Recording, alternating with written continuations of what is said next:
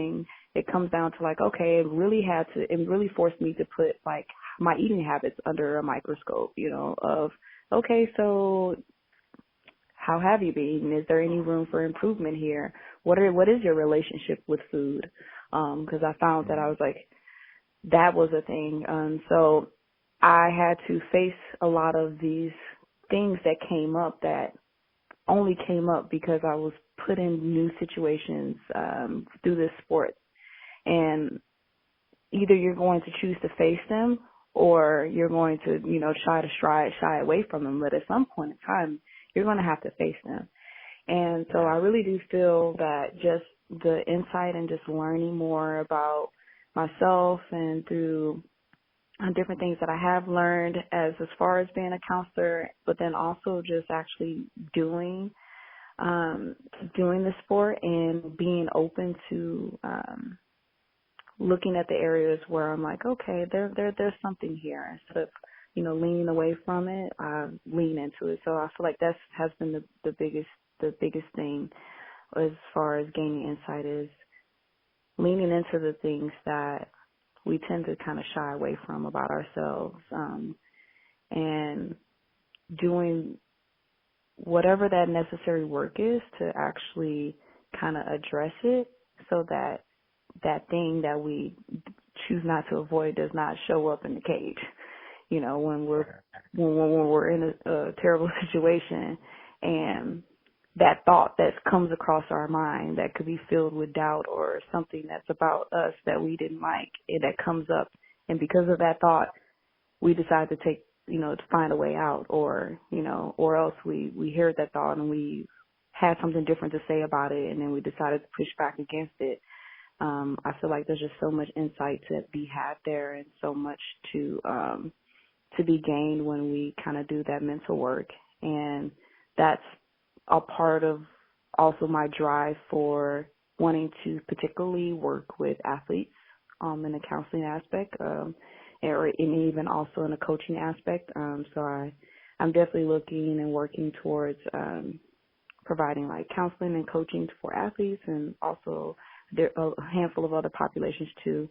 I really do feel like just having the mindset of being an athlete and understanding a lot of those things and challenges that athletes go through could really help to be able to provide some resources and some different frame of references to help athletes to be able to kind of make some breakthroughs that could lead to improving their physical performance, and or just also just feeling better about yourself while you're going through the journey.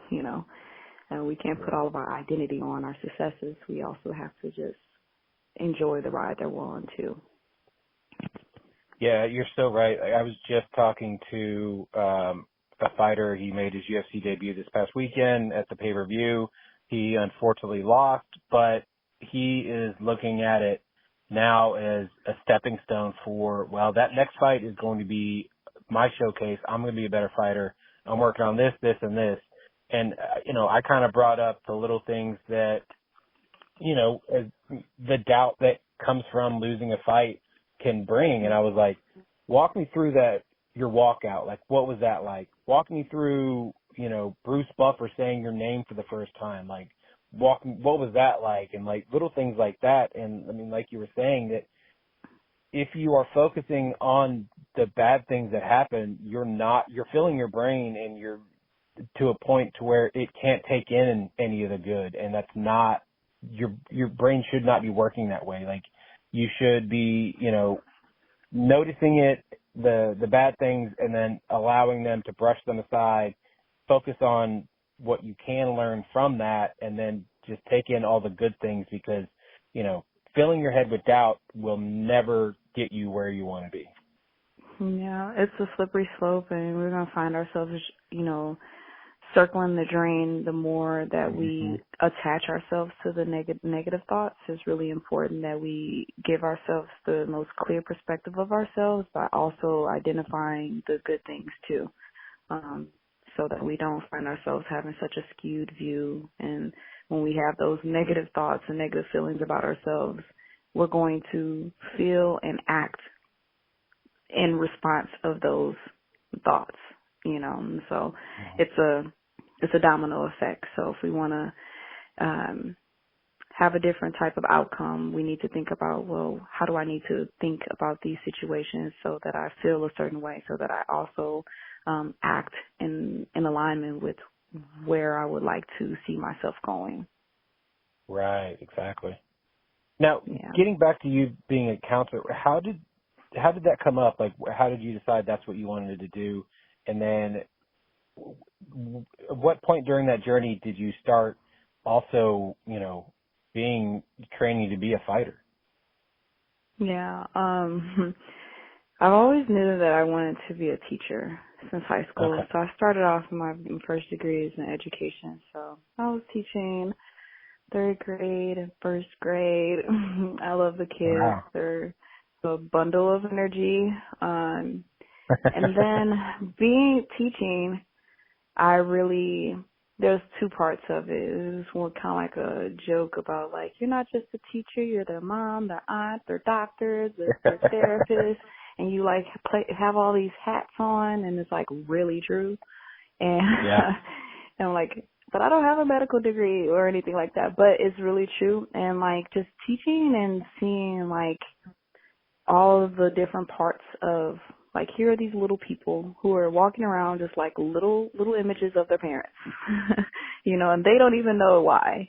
And it just really shed a light on like just the social emotional learning piece that I was like, man, I can't teach kids until I have they feel safe with me, until they feel like safe in this classroom, until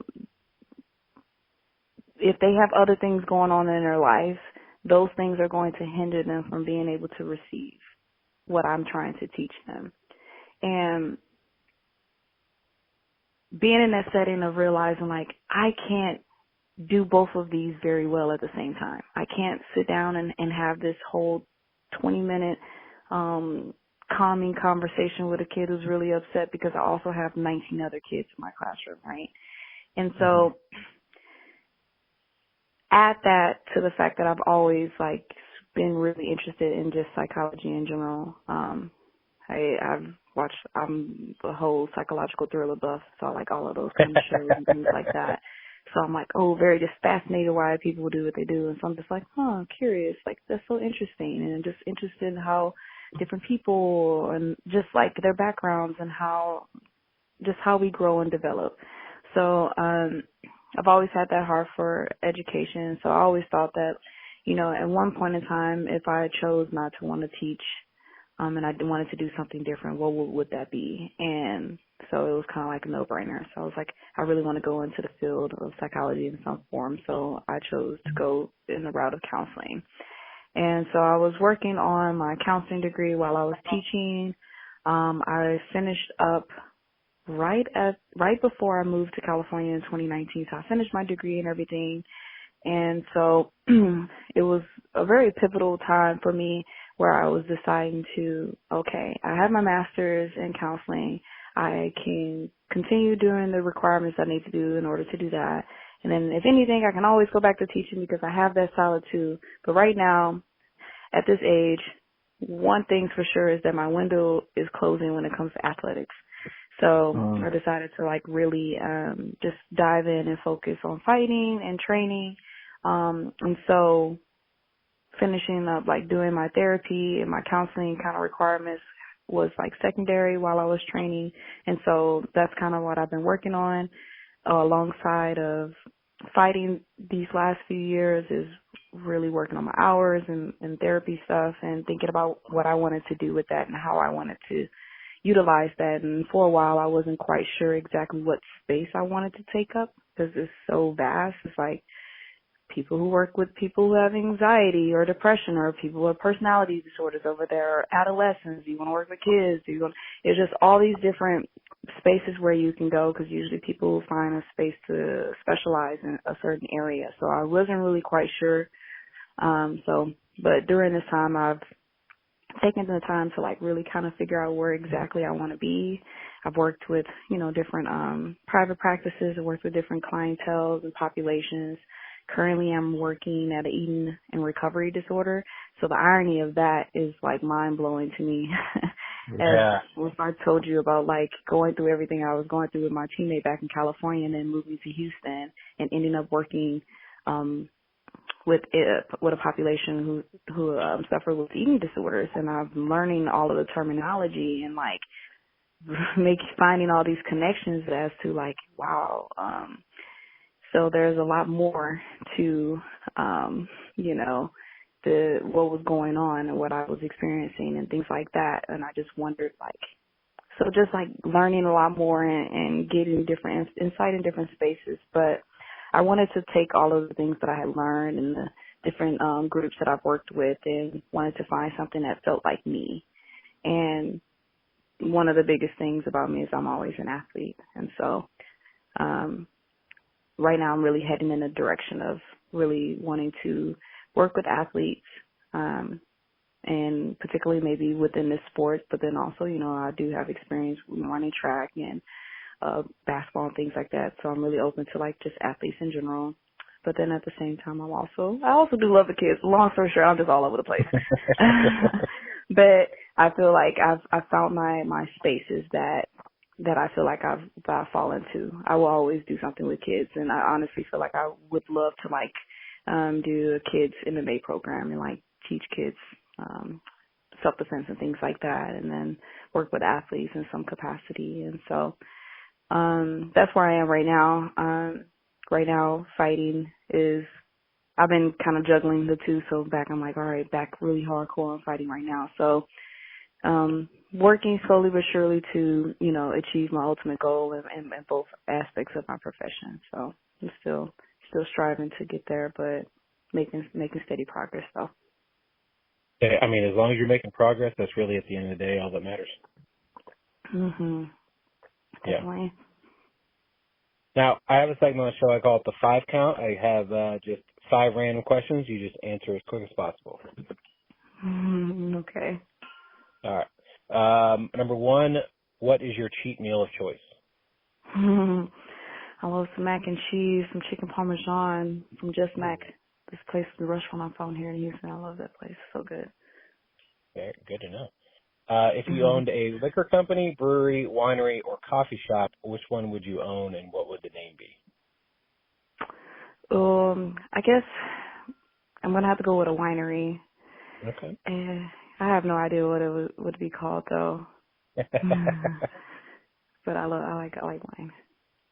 There you go. What are 3 things people would not expect about you? I don't know. I guess that I want to say they don't know, but I feel like my friends, they do know that I'm just really awkward. I'm like a big kid. Um, I like fun. I'm just fun. There you go. Who inspires you? I don't think one person is inspired me. People inspired me, honestly. Okay. Yeah. It's really hard to just put one. I think just collectively, people. There you go. What would you tell your 17-year-old self? The glow up is real. Like, that your dad is right. You are special. Believe it.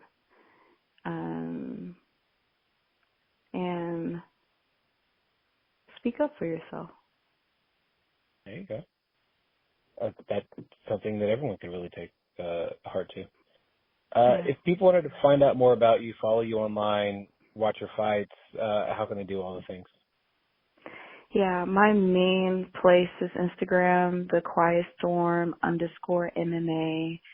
Everything you can find out everything from there. I also have the Mental Fight Instagram as well to follow more of my counseling, coaching content there. I'm also I'm on Facebook, but Twitter and things. I should probably tweet, but I don't. But I'm on there too, Quiet Storm _MMA. But for sure, find out anything that you want. Hit my Instagram. You'll also be able to find my YouTube page and everything else from there too, with the link in the bio. There we go. Thank you so much for your time, and thank you what you're doing with helping people have a space to talk about, the uncomfortable